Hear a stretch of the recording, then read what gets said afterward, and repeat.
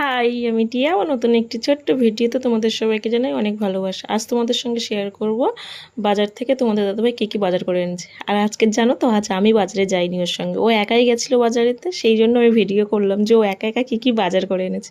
প্রথমেই দেখতে পেলে চিকেন নিয়ে এসছে, যেহেতু আজকে রবিবার ছিল।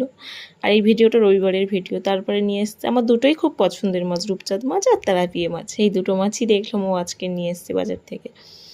আর যেহেতু মানে 2-3 দিনের বাজার করা হবে না, ওই জন্য একটু বেশি করেই মাছটা নিয়ে আসতে। তারপরে চলো সবজিগুলো দেখে নে। তার মধ্যে একটা খাবার ছিল আমার পছন্দ, সেটা হচ্ছে বাদাম ভাজা। আর এখানে ছিল টাটকা পুরো বরবটি ছিল।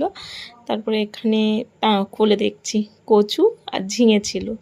আমি তো ঝিঙে বলি, তোমরা কি বলে ডাকো আমি তো জানি না, তোমরা জানিও। আর এখানে ছিল আলু। তারপরে এই যে কুমড়ো। আজ অনেক বাজার করে এনেছে, লঙ্কা এনেছে, আমরা এনেছে টক খাবে বলে। তারপরে এই যে এটাকে কুদলি বলে।